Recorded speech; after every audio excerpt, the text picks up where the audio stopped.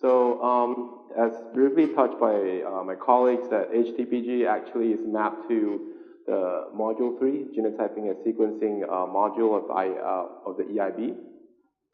And apologize for all the acronyms, but HTPG, or high throughput genotyping, it's working closely or hand in hand with the IGSS platform, which each one of us are targeting a different genotyping platform.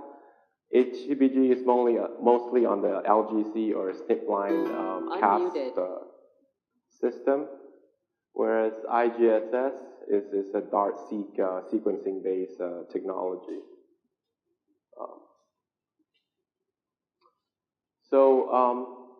As mentioned, the project started August, or the service agreement was officially signed between.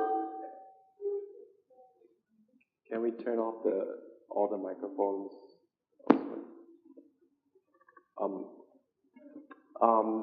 The project was started sometime August 2016.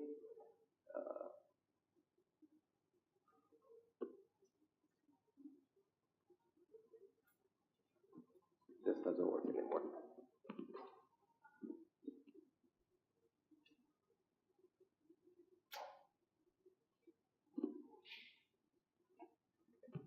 And under the service agreement, we have about 8 CGI centers and 31 NARS partners currently involved with the project. And the whole idea of the project is really to broker in the best service at the best available price for all users. And we work on the model of economy of scale, very much like how private seed companies would be able to aggregate volume across all their green programs and cut down and essentially make genotyping cheap and accessible to all breeding programs. So we have about 14 crops currently under the HTPG project. Every couple of months, we're adding a new crop. Those are the target projections that we aim to hit by from year to year. So again, working on the basis of economy of scale and aggregating volume across all the contributors. So a couple of highlights, which some of you may have been quite familiar with this, is that we focus on the quality of the genotyping as well, basically providing the best service available to. Can we turn off this GoToMeeting thing if possible? Okay. All right. Or they just don't want me to present anymore because everybody's hungry. Yeah, so we work on this model that quality assurance for your genotyping results to make sure that you get what you pay for. So 14 days turnaround, so basically 10 days turnaround. And so far, for every single job, we have about 200 plus submissions already. Every one of them is hitting under 10 business days or 2 weeks turnaround. For a lot of breeding applications, this is actually quite critical. And also 95% data recovery. So every 1,000 samples, you should be getting at least 950 data points returned back to you. Otherwise, no payment is required. That's part of the service agreement. And the most important part is $1.50 per sample. Right now, we have a subsidy plan going on from the BMGF, but we do have a plan to maintain this even with or without the subsidy in the future. And this $1.50 is actually including the DNA extraction, the DNA quality QC, the 10-step genotyping, and also the post genotyping, some slight data processing and all that all for $1.50. There are 3 service labs currently servicing the project, one in Sweden, one in India, and the overflow in Australia. So the other good thing about this is that the turnaround time, the quality is always maintained. Doesn't matter actually where you send the samples to. And they do have a capacity to absorb any amount, almost the whole CG center's amount. It's not really that significant for them, but it doesn't matter if you send 1,000 samples or 50,000 samples, still is a 2 weeks turnaround time. So progress to date, and I would like to just thank everybody for contributing to the project. We have a project cycle of August to August each year based on the starting date of the project. And just to point out, highlight this, like so far, from 2018 August to December, we already hit our one-year target. So this year, we're really hoping that we can continue to improve progress. And the other thing that I would like to draw attention to that this model really work on kind of like a big sister, little sister model. So maize is contributing a lot of samples, and that helps us to maintain the pricing for all other smaller crops, which a lot of times you won't be able to have access to these smaller or better negotiated pricing. So far it's been working well, and also this model also helps us to buffer a lot of those funding uncertainties.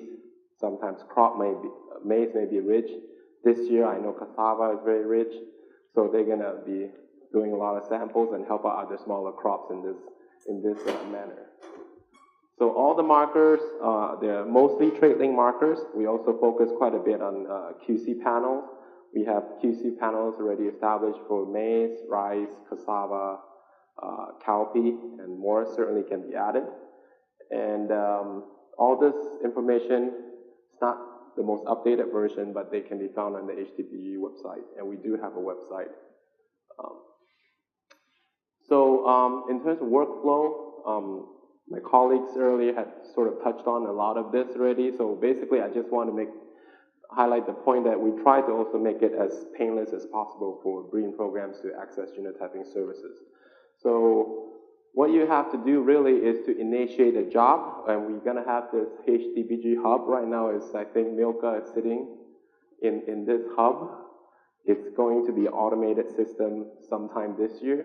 So initiate a job where we'll do all the dirty work for you, basically checking, assigning IDs, assigning barcodes, doing the marker verification IDs for you, as well as triggering Gobi and Intertech that a job is incoming. All that to maintain and drive down the administrative cost for the project.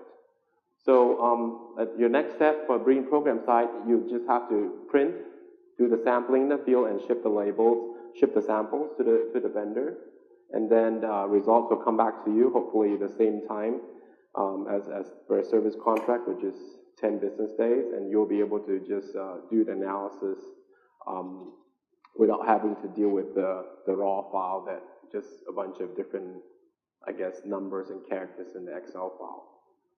So that's basically the gist of this workflow that we're aiming to. Next couple slides, I will show you some of these steps that we're trying to take within the next year to try to make this a reality. So we are going to unify the plate and sample ID system, and we try to make this generic enough that it can accommodate B4R, BMS, whatever breeding management system that you're using. Barcode is nothing more than just a font. So we try to make ourselves generic to serve all breeding programs. So we'll be providing this package as part of the automated sample submission toolbox as well for HTPG.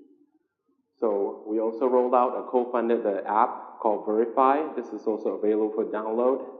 That basically helps you make selections post genotyping.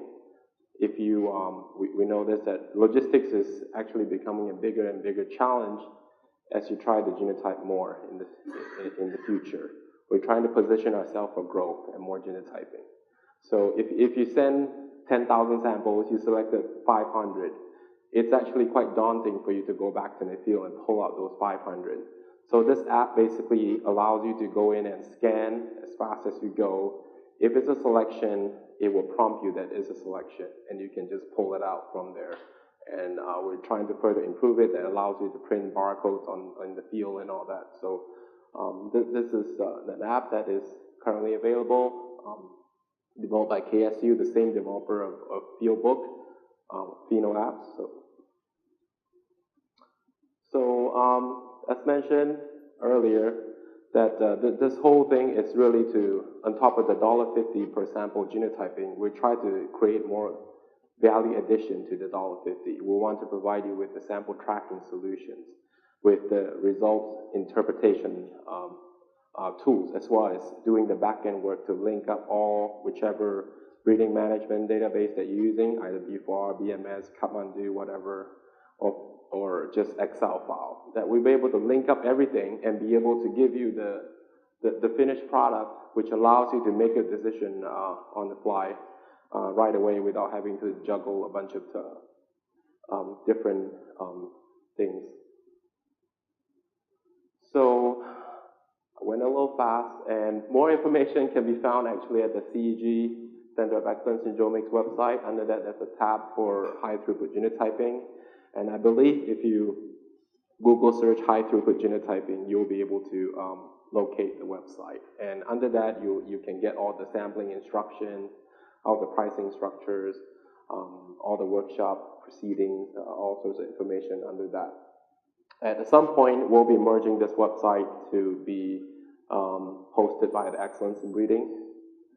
Hopefully that will happen in the near future. So, thank you.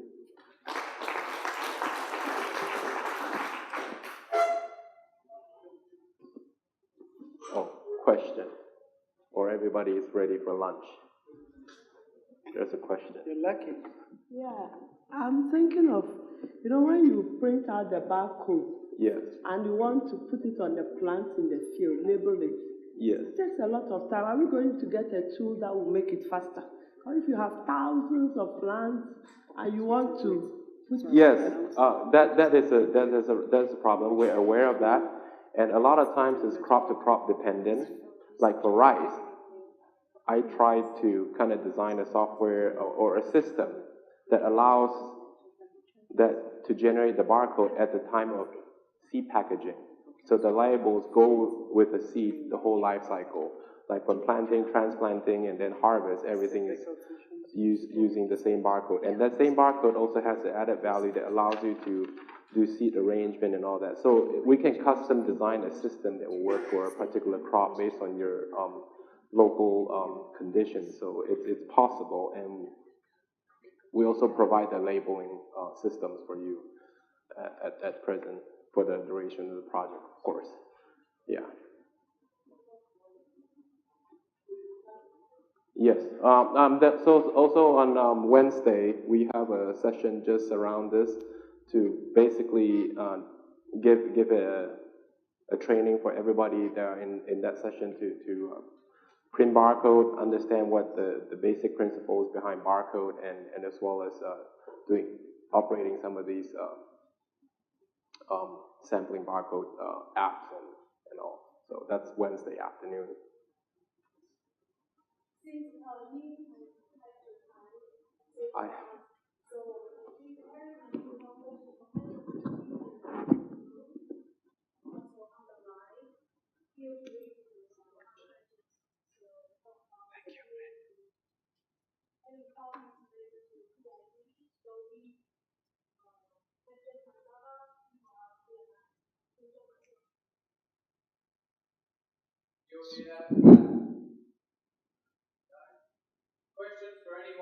If you have burning questions, so please feel free. Like the energy levels are going down, but we're going to replenish it in the next few minutes. Refueling. Ranjana, go ahead. I think I asked that question to Michael Quinn, but I'm going to ask it to reflect. You can answer. The communication strategy for the community or for the EIB. Yeah. So I just want to know how the communication strategy will be with different, I should say, all the participants or members of EIB or GOBI or other initiatives. How do you think you will do it? Like, how will people feel involved? Thank you. I can answer from Excellence in Breeding. So there's a number of different ways which we'll be interacting, communicating. So one is, like I mentioned, through the nominated team lead, through for each member breeding team, there'll be a nominated lead by the team itself. Another way is through the community of practice. So if you're not currently a member of the community of practice for any particular module, but you feel like you'd like to be, and this is acknowledging Mike's point earlier, that this is, I'm not sure what was the term you used? A network. I liked that. Yeah, that was good. So that there is accountability there, which is not a bad thing. Don't be scared of that. But certainly if you're wanting to be closer to the action, then please contact the relevant module lead that's relevant to the work in which you have expertise and that you work, and become a part of that community of practice. And the third way was I was also telling you, if there are people who are cross-cutting. Yeah. You know. Yes, so that was, thank you. So once we receive, now membership agreements are still coming in, and I think we've probably got a critical mass already where we can start to put up onto the toolbox exactly who are our members and what are their contact details and what do they do, so that you can. The ambition is that if you're looking for to understand who is part of Module 5 generally and who works in that space across the CGIAR, you can very quickly and easily see who the individuals are and what their roles are. And some of those individuals are going to have expertise and skills which you can draw upon. You might have come across them in a meeting or a workshop and think, oh, who was that eerie person that works in bioinformatics? And you might be able to go there to see it. So you'll be able to look within a role, you'll be able to look within member teams or from institutions or from crop. There'll be different. The ambition is that you'll be able to search across those different ways. So you can see, you might want to know who are all the breeders across the CGIAR, who are all the molecular marker staff. I mean, there's a number of different ways you could do the search. So that'll be up in the toolbox. So that's the third way in which you can try to be part of the larger community of EIB members. Yeah, I would reiterate that we'll have all of our information on the EIB toolbox with links to our own website, newsletters and seminars that people can sign up for. And I think meetings like this are going to be essential for keeping everyone informed as well. Yeah, just like to follow up, I think tomorrow you are going to get a news, also the media release form. So anyone attended this meeting, if you are interested in receiving further communications, stay connected for future workshop, webinars, newsletters. As soon as you release that, you will be reached out. Okay, I saw Elizabeth hands first, and then Damien, and then the gentleman at the back. So we go in that order. Elizabeth, go ahead. Mine is a very simple question, and it's for Mike.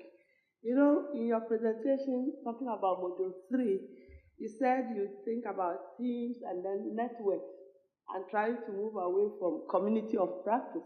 I heard community of knowledge, community of practice, the community keeps coming and coming. What is your reason? Because it didn't really get to me very well. Why you want to move away from the network, community of practice to network? Yeah, no, I'm sorry, I should clarify that. I'm not, I think both have their own functions, right? I mean, I think the broad group of CG centers across all these crops is a community. But, you know, you're working in cassava, my team works in maize, and we don't share data back and forth or do joint planning, but we share ideas. So we're part of a community of practice, but IITA maize and CIMMYT maize are part of a network. Like, we get germplasm from Bafur gets data from us, he uses our discovery work, and we use Malaku's for making advancement decisions. We have accountability to one another because we're under the same grants in some cases, and so we rely on one another. So to me, I think of us as more of a network, a crop network, because it's there's a little more at stake than just a community of practice. You know, that's my distinction, I guess. Yeah.